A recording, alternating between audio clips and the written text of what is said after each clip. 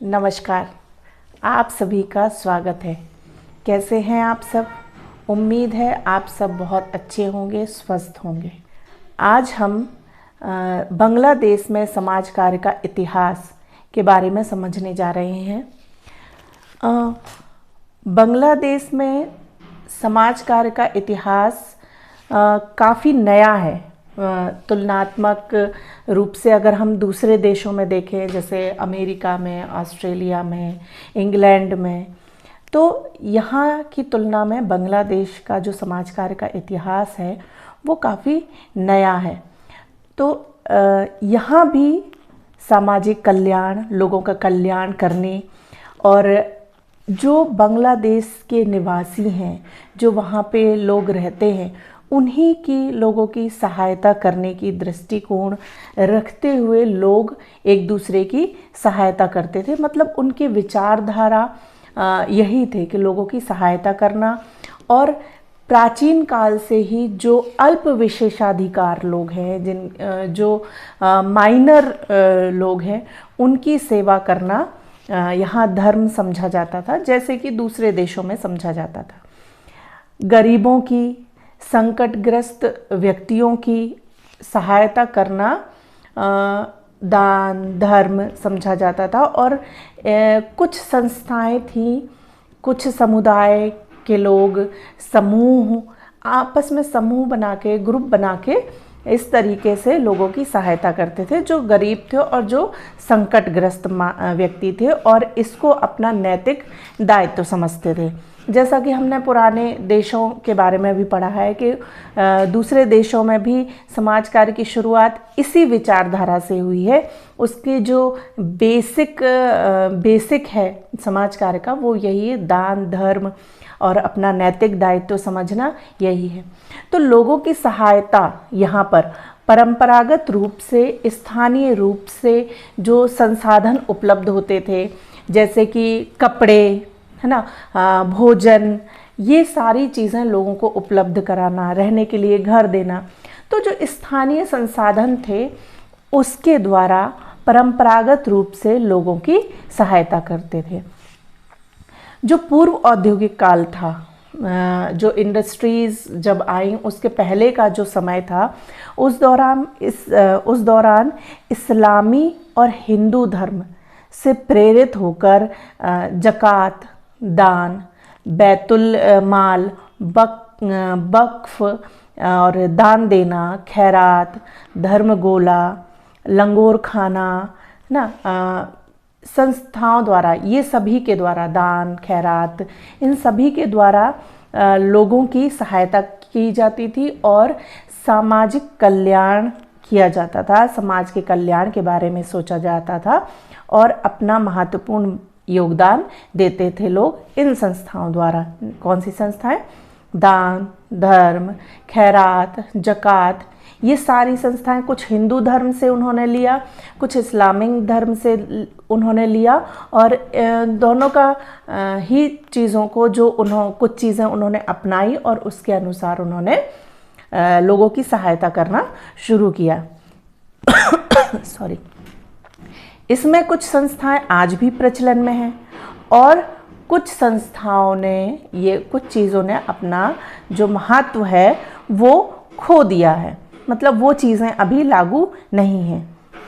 और इस सदी में शुरुआती दौर के समय, मतलब औद्योगिक काल के समय ही शुरुआती में स्वैच्छिक संस्थाएं कल्याण का काम करती थी। अपनी स्वेच्छा से कुछ ऐसी संस्थाएं थी जो अपनी स्वेच्छा से लोगों की सहायता करती थी और कल्याण का कार्य करती थी, जैसे कि शैक्षणिक संस्थाएं, धर्मार्थ औषधालय, अनाथालय, धार्मिक संस्थाएं, इन सभी के द्वारा लोगों की सहायता की जाती थी।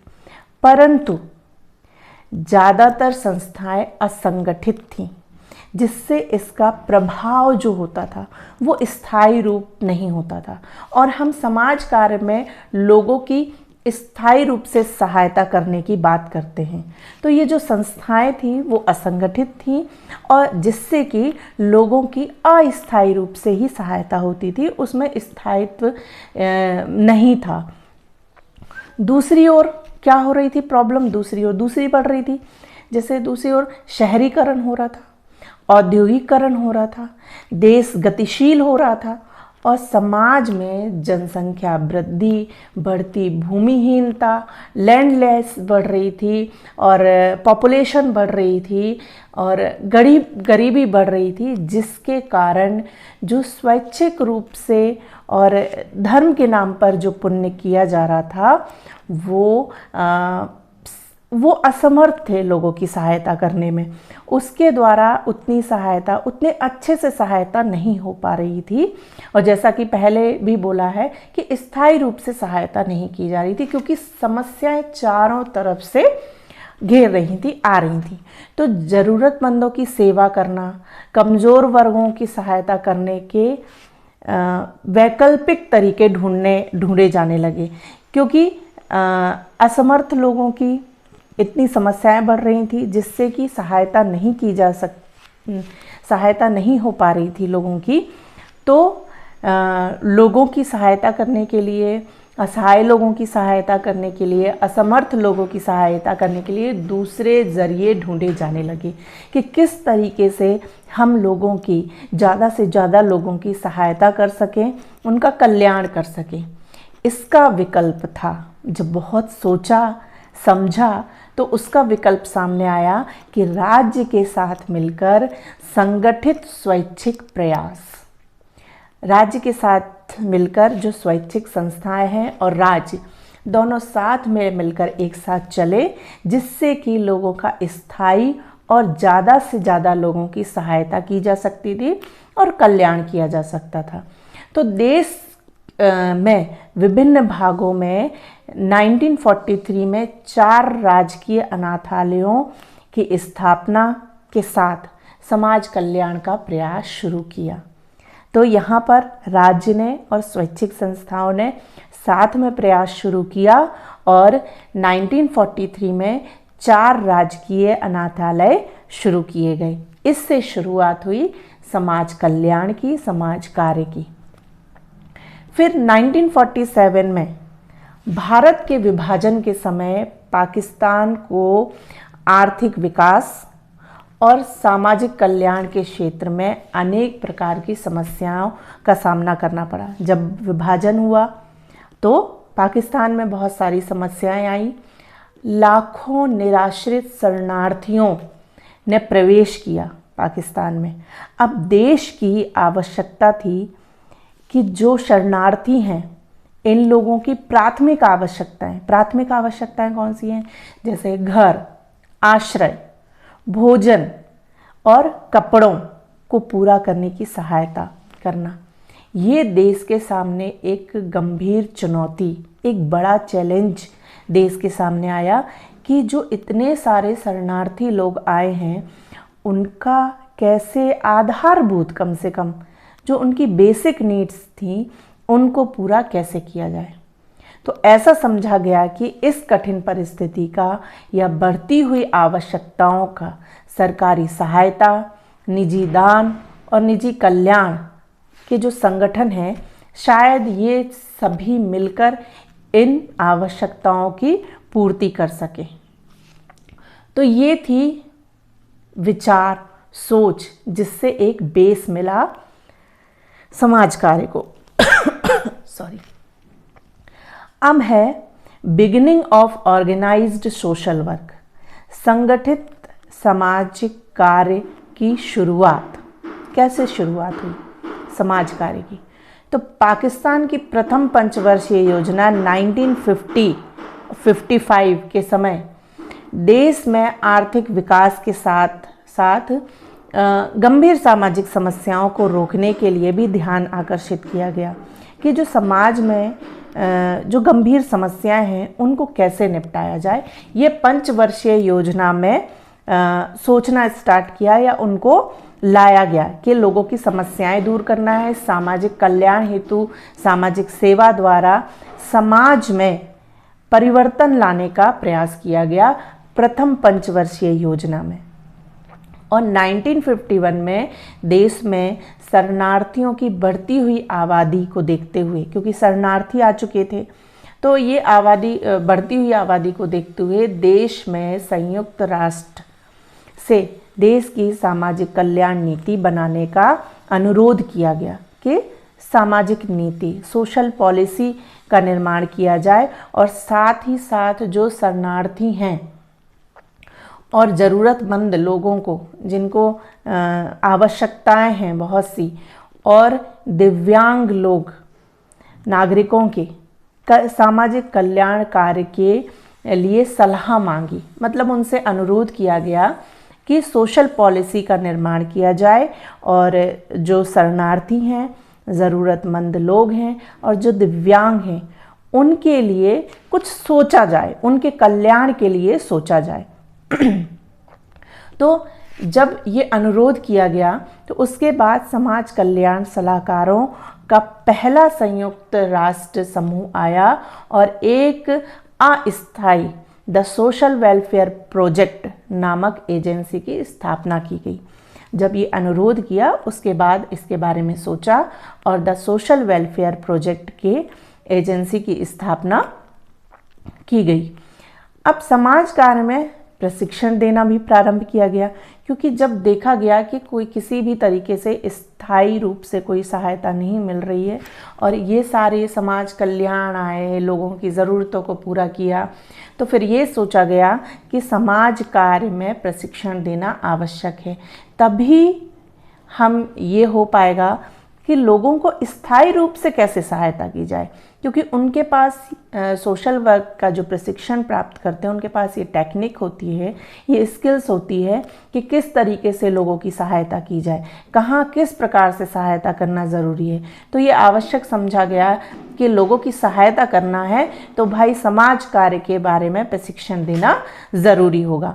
सिर्फ दान धर्म से, नैतिक दायित्वों से लोगों की सहायता पूरी नहीं हो सकती, लोगों की आवश्यकताओं को पूरा नहीं किया जा सकता। तो पंचवर्षीय योजना, प्रथम पंचवर्षीय योजना आई, उसमें समाज कल्याण के बारे में सोचा गया। उसके बाद समाज कार्य में प्रशिक्षण देना प्रारंभ किया गया। स्वैच्छिक समाज कल्याण संगठनों का विकास हुआ और उनको मोटिवेट किया गया। स्वैच्छिक जो संस्थाएं थीं उनको मोटिवेट किया गया और शहरी एवं ग्रामीण क्षेत्रों में सामुदायिक विकास कार्यक्रम शुरू किए गए। कि हम जब सामुदायिक विकास कार्यक्रम शुरू किए जाते हैं तो समुदाय के द्वारा एक बहुत बड़ी जनसंख्या के लिए हम सोचते हैं और उनके लिए काम करते हैं। तो सामुदायिक विकास कार्यक्रम की शुरुआत हुई। ये था beginning of organised social work के समाज कार्य की जो संगठनात्मक शुरुआत है वो इस तरीके से हुई। अब है सामाजिक कार्य में संरचनात्मक सेटअप, स्ट्रक्चरल सेटअप इन सोशल वर्क। तो सरकार ने 1955 में स्थानीय स्वैच्छिक समाज कल्याण एजेंसियों को प्रोत्साहित किया। स्वैच्छिक समाज कार्य करना चाहती हैं तो उनको प्रोत्साहित करने की दृष्टि से राष्ट्रीय समाज कल्याण परिषद की स्थापना की गई और परिषद 2 क्षेत्रों में उत्तरदायित्व उनको सौंपे गए कि समाज कल्याण के क्षेत्र में सरकार को सलाह देना कि लोगों को किस तरीके से समाज कार्य करना है, तो ये सरकार को सलाह। दूसरा, निजी स्तर पर सामाजिक कार्य की गतिविधियों को प्रोत्साहित करने हेतु स्वैच्छिक संगठनों को अनुदान सहायता प्रदान करना। इससे क्या है कि जो निजी स्वैच्छिक संस्थाएं थी उनको प्रोत्साहन मिला, उनको अनुदान मिलने लगा लोगों की सहायता करने के लिए, तो उनको प्रोत्साहन मिला और उन्होंने लोगों की सहायता करने के साधन विकसित करे। तो इस तरीके से संरचनात्मक सेटअप मिला एक। फिर ये इंटरनेशनल रेड क्रॉस सोसाइटी से वित्तीय सहायता मिली और सामाजिक कल्याण की राष्ट्रीय परिषद की देखरेख में 2 संस्थाएं थीं, इंटरनेशनल रेड क्रॉस सोसाइटी और सामाजिक कल्याण की राष्ट्रीय परिषद। इन दोनों के देखरेख में और जो रेड क्रॉस सोसाइटी थी उन्होंने वित्तीय सहायता प्रदान की, जिससे कि ढाका मेडिकल कॉलेज में अस्पताल समाजकार, हॉस्पिटल सोशल वर्क की शुरुआत की गई। ये स्ट्रक्चरल सेटअप है सोशल वर्क का कि स्ट्रक्चर रूप में किसी एक संस्था के रूप में कैसे शुरुआत हुई बांग्लादेश में समाज कार्य। 1958 तक लोक समाज कल्याण कार्यक्रम कार्य में मंत्रालय के अधीन था। 1958 तक लोक समाज कल्याण कार्यक्रम मंत्रालय के अधीन था और अक्टूबर 1958 में एक अलग स्वास्थ्य और समाज कल्याण मंत्रालय बनाया गया। फिर अक्टूबर 1959 में समाज कल्याण को नया नाम दिया गया स्वास्थ्य, श्रम और समाज कल्याण मंत्रालय। तो ये 3 स्टेप हुए। पहले लोक समाज कल्याण कार्यक्रम में मंत्रालय के अधीन था। फिर अक्टूबर 1958 में एक अलग स्वास्थ्य और समाज कल्याण मंत्रालय बनाया गया। उसके बाद फिर अक्टूबर 1959 में समाज कल्याण को एक नया नाम दिया गया जो था स्वास्थ्य, श्रम और समाज कल्याण मंत्रालय। सामाजिक कल्याणकारी गतिविधियों में गति लाने और निगरानी के लिए नवंबर 1961 में समाज कल्याण विभाग का विकास किया गया कि जो समाज कल्याणकारी गतिविधियां होनी हैं उनका निगरानी कैसे करना है, उनको गति कैसे देना है, इसके लिए एक विभाग बनाया गया जो था समाज कल्याण विभाग। ये था बांग्लादेश में समाज कल्याण का संरचनात्मक सेटअप कैसे हुआ वो। अब है सामाजिक सेवाओं का महत्व और प्रकृति बांग्लादेश में। तो प्रारंभिक अवधि में पंचवर्षीय योजनाओं में धन आवंटन जब हुआ तो समाज कल्याण को सबसे निम्न प्राथमिकता दी गई। उसमें फंड जो एलोकेशन था वो 0.3% से ज़्यादा नहीं हुआ। इसके साथ ही फंड एलोकेशन जो था और एक्चुअल रिलीज ऑफ फंड में जो डिफरेंस था वो बहुत निराशाजनक था और आर्थिक विकास पे अधिक जोर दिया गया था, ना कि वैज्ञानिक समाज कार्य की सराहना में कमी देखी गई थी। मतलब आर्थिक विकास पर ही जोर था, जो समाज कार्य करना है, लोगों की सहायता करना है, इसमें थोड़ा उनका कम ध्यान। लेकिन फिर भी हम देखते हैं कि प्रथम जो पंचवर्षीय योजना में समाज कल्याण क्षेत्र में महत्वपूर्ण भूमिका रही थी। पहले कार्यक्रम में जो लोग वंचित थे लाभों से, उनको लाभ पहुंचाने के उद्देश्य से बहुत व्यापक रूप से इसमें कार्यक्रम की शुरुआत की गई कि लोगों को लाभ मिले, ज़्यादा से ज़्यादा लाभ मिले। शहरी विकास के माध्यम से झुग्गी झोपड़ियों वालों को, गरीबों को उत्पादन प्रशिक्षण देकर उनको आत्मनिर्भर बनाने का प्रयास किया गया कि इस तरीके से योजनाएं चलाई गई कि लोगों को प्रशिक्षण किया जाए जो उत्पादन वाली चीज़ें हैं उनमें, जिससे कि लोग आत्मनिर्भर बन सके और अपनी जीवन चला सके। इसको ध्यान में रखते हुए आय सृजन प्रदान करने हेतु 68 केंद्र खोले गए। ग्रामीण विकास कार्यक्रम के तहत 40 ग्रामीण केंद्रों को शामिल किया गया, जिसके द्वारा भूमिहीन लोगों को, गरीबों को उत्पादन प्रशिक्षण और कौशल प्रशिक्षण दिया गया। ग्रामीणों में भी जो उत्पादन प्रशिक्षण था वो दिए गए। ये सभी प्रथम पंचवर्षीय योजना में लागू किया गया। अब आता है द्वितीय पंचवर्षीय योजना। तो द्वितीय पंचवर्षीय योजना में ग्रामीण समुदाय, स्कूल ड्रॉप आउट, युवाओं, महिलाओं, भूमिहीनों के लिए शिक्षा एवं कौशल प्रशिक्षण के माध्यम से विकास कार्यक्रम चलाए गए। तीसरी पंचवर्षीय योजना के दौरान अनाथों और शारीरिक रूप से जो दिव्यांग थे उनके पुनर्वास के लिए सोचा गया। गरीब पुरुष एवं महिलाओं को आर्थिक और सामाजिक रूप से सशक्त करने हेतु कार्यक्रमों पर जोर दिया गया।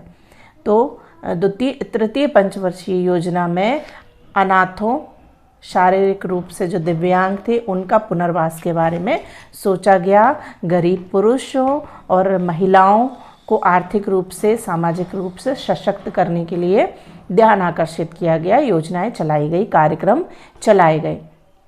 फिर चौथी पंचवर्षीय योजना में प्रमुख बल, जो प्रमुख ध्यान आकर्षित किया वो था वंचित समूह थे, जो वल्नरेबल ग्रुप थे, उनके सामाजिक आर्थिक विकास पर जोर दिया गया। ये पंचवर्षीय योजना में ध्यान दिया गया।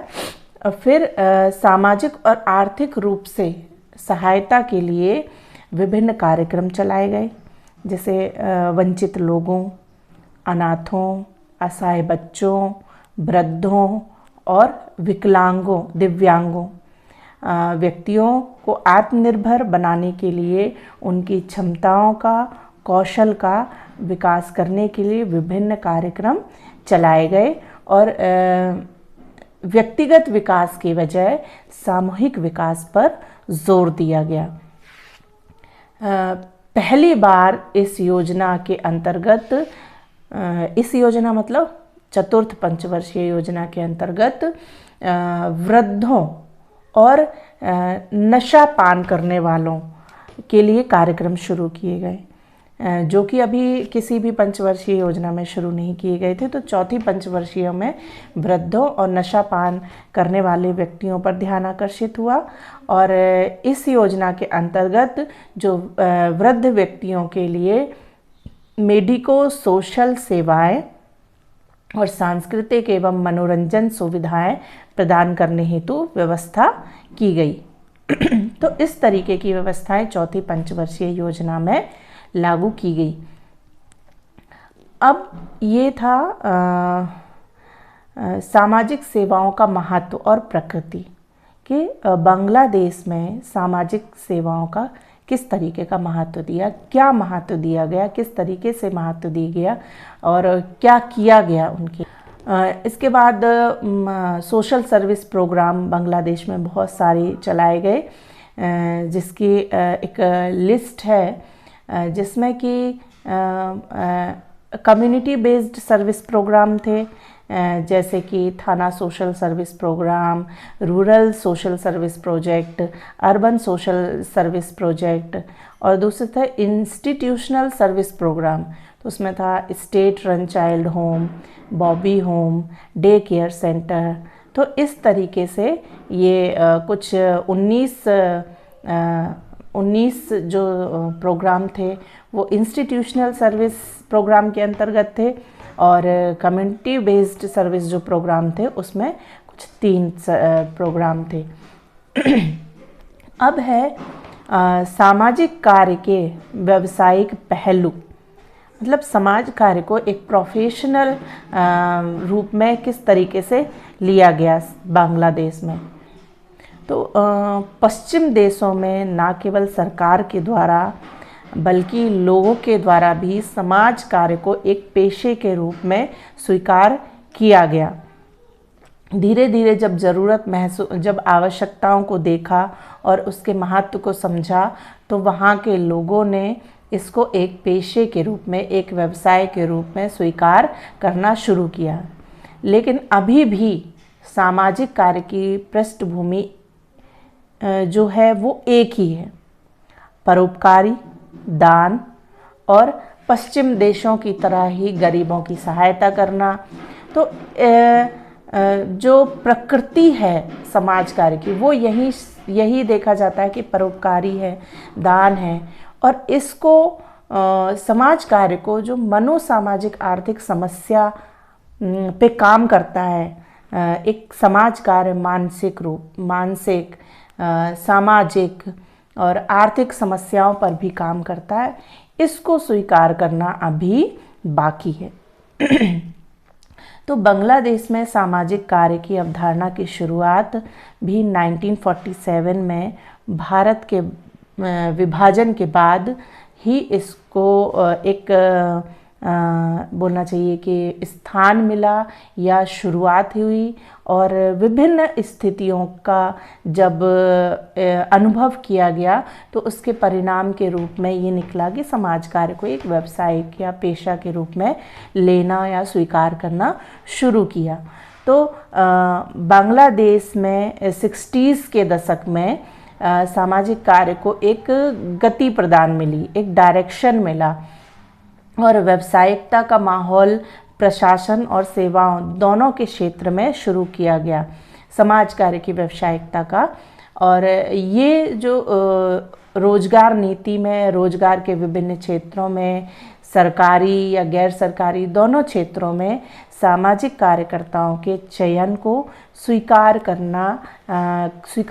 किया जाने लगा, या उनकी ज़रूरत महसूस की जाने लगी कि हमें, चाहे वो सरकारी क्षेत्र में हो या गैर सरकारी क्षेत्र में हो, दोनों ही क्षेत्रों में समाज कार्य की आवश्यकता को महसूस किया जाने लगा। अब बांग्लादेश में समाज कार्य के व्यावसायिक पहलुओं को 2 आयामों के संदर्भ में बेहतर ढंग से समझा जा सकता है कि सामाजिक कार्य पेशेवर विशेषता, सामाजिक कार्य की पेशेवर की विशेषता क्या है, और सामाजिक कार्य की पेशेवर की आवश्यकता।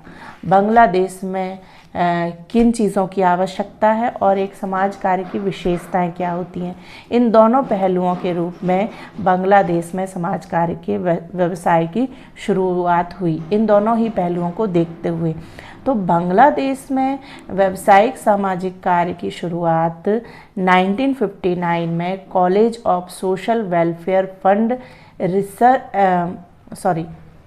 बांग्लादेश में व्यावसायिक सामाजिक कार्य की शुरुआत 1959 में college of social welfare and research centre Dhaka की स्थापना के साथ हुई। जो एक पेशेवर समाज कार्य की स्थापना हुई वो इस कॉलेज या इस सेंटर की स्थापना के साथ हुई। और बांग्लादेश में सामाजिक कार्य में प्रशिक्षण 50 के दशक में शुरुआत हुई थी। जो प्रशिक्षण था वो पहले दिया जाने लगा था, और जो रिसर्च था या जो सोशल वेलफेयर के कॉलेज की स्थापना 1959 में हुई। समाज कार्य प्रशिक्षण का उद्देश्य था ज़रूरतमंद के लिए उपचारात्मक और पुनर्वास सेवाएं प्रदान करना। जो प्रशिक्षण दिया जाता था वो था कि किस तरीके से उपचार किया जाए, जो ज़रूरतमंद लोग हैं उनकी ज़रूरतों को कैसे पूरा किया जाए और उनको फिर से रिहैबिलिटेट कैसे किया जाए, उनको पुनर्वास किस तरीके से किया जाए। फिर धीरे धीरे जब आवश्यकता महसूस हुई उसके अनुसार संस्थाओं की संख्या में वृद्धि होने लगी जो उनको व्यावसायिक प्रशिक्षण प्रदान करते थे। फील्ड वर्क को भी प्राथमिकता दी जाने लगी। फील्ड वर्क को व्यवहारिक स्थिति में कौशल विकास के लिए, विशेष क्षमता विकसित करने के लिए क्यूरिकुलम में शामिल किया जाने लगा। फिर है कि बांग्लादेश में सामाजिक कार्य की शिक्षा। तो देश को चुनौतीपूर्ण जो शरणार्थी थे उस स्थिति से, जब शरणार्थी आए थे उस स्थिति से निपटने के लिए प्रशिक्षण, सामाजिक कार्यकर्ताओं के महत्व को समझा जाने लगा। सामाजिक कार्य की प्रशिक्षण की नींव तभी स्थापित की गई क्योंकि उस समय बहुत चुनौतीपूर्ण स्थिति बन गई थी बांग्लादेश में। इसके चलते प्रारंभिक चरण में 3 महीनों के प्रशिक्षण शुरू किया गया था। तो लेकिन ये पाया गया, जब प्रशिक्षण दिया जाने लगा तो ये पाया गया कि सामाजिक सामग्री के साथ छोटी अवधि के पाठ्यक्रम के साथ एक व्यक्ति को प्रभावी सामाजिक कार्यकर्ता या प्रभावी सामाजिक कार्य के लिए आवश्यक जो ज्ञान होता है, जो दृष्टिकोण होता है, कौशल होता है, वो नहीं दिया जा सकता क्योंकि 3 महीने की अवधि बहुत कम होती है किसी व्यक्ति को स्किल्ड करने के लिए किसी क्षेत्र विशेष में। तो इससे क्या हुआ, इसी सोच ने ढाका यूनिवर्सिटी के तहत college of social welfare and research centre की स्थापना की 1958-59 में। 1964 में राजशाही यूनिवर्सिटी में सोशल वर्क में 3 ईयर BA कोर्स शुरू किया गया।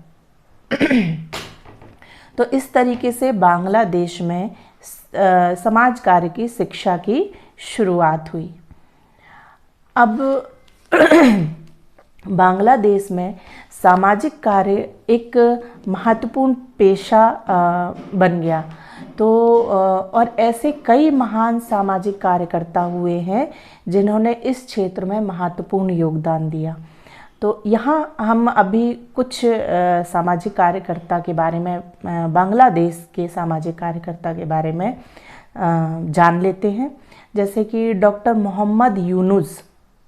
डॉक्टर यूनुस एक नोबेल पुरस्कार विजेता अर्थशास्त्री हैं जो माइक्रो फाइनेंस और गरीबी उन्मूलन में अपने काम के लिए जाने जाते हैं, और ये ग्रामीण बैंक के संस्थापक हैं जिसने बांग्लादेश में लाखों गरीब लोगों को छोटे ऋण प्रदान किए हैं, जिससे उन्होंने अपना व्यवसाय शुरू किया और अपने जीवन को सुधारने में उनको काफ़ी मदद मिली। तो इन्होंने इस तरीके से काम किया। एक और महत्वपूर्ण व्यक्ति हैं, समाज कार्यकर्ता हैं, जो है रुकैया सखावत हुसैन।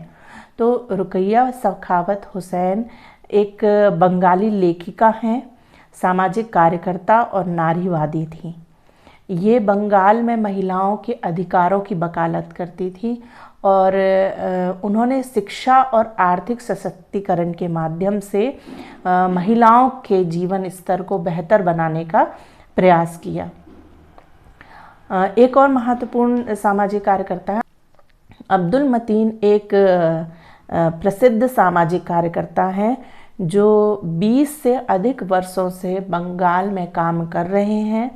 उन्होंने बांग्लादेश में समुदाय आधारित संगठनों के विकास में महत्वपूर्ण भूमिका निभाई है और समुदाय को अपने स्वयं के विकास के लिए जिम्मेदारी लेने के लिए सशक्त किया है कि समुदाय जो है वो स्वयं अपना सशक्तिकरण करे, स्वयं आत्मनिर्भर बने। इस तरीके से उन्होंने प्रयास किए हैं।